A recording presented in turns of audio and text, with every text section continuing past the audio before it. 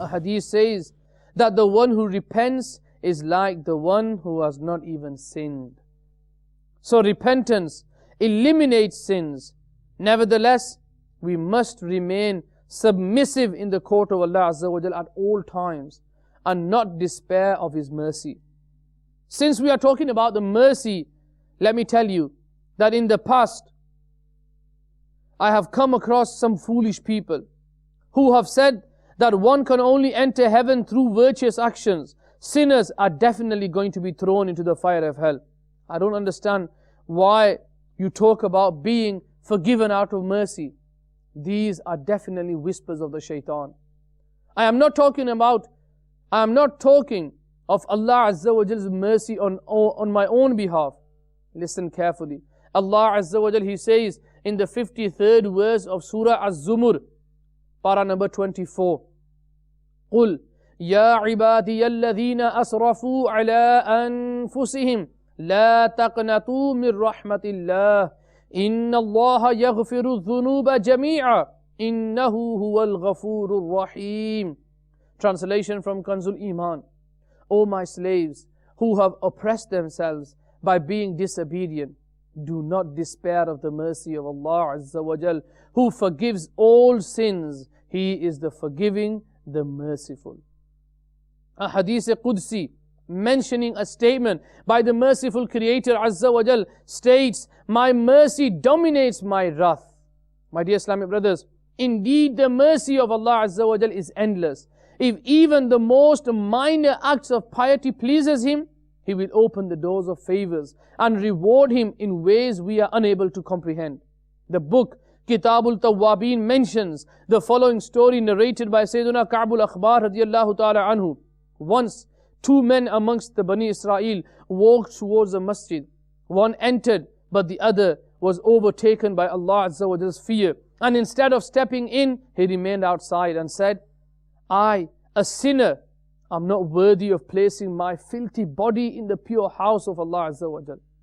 This humility pleased Allah Azza wa Jal, and He turned him into a Siddiq. A Siddiq is higher in rank than a Wali and a Shaheed. The following story has been mentioned on the same page.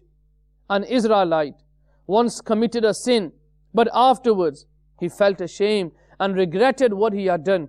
He panicked and restlessly ran around thinking of a way to have his sin forgiven and please Allah Azza wa Jal. This feeling of shame pleased Allah Azza wa Jal, and he too was made a Siddiq.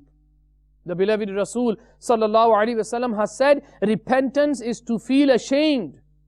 In actual fact, sometimes feeling ashamed of sins prove to be more beneficial than even the greatest of worships. This does not in any way mean that one should not worship. These things depend upon the will of Allah Azza wa Jal. Sometimes feeling ashamed leads to salvation, and sometimes worship does. The book Rawzul Riyahin mentions a story of a thief narrated by Sayyiduna Abu Bakr Shibli rahmatullahi ta'ala alayhi. He says, once I was traveling to Syria along with a group of other travelers. When on the way we were plundered by a gang of thieves. They took all our possessions and put them in front of their gang leader. Amongst the goods were a bag of sugar and almonds. The thieves began to eat them, but their leader did not join them. I asked him why the rest of his gang was eating but he wasn't. He replied, I am fasting. I asked surprisingly, how is it that you steal from people and fast at the same time? He replied, a man should do something to keep the doors of reconciliation open as well. Sometime later, I saw the same gang leader in a state of ihram performing tawaf of the blessed Kaaba. His face was resplendent with the light of worship, and he had weakened himself through devotional practice. I asked surprisingly, are you the same man? He answered, yes, I am.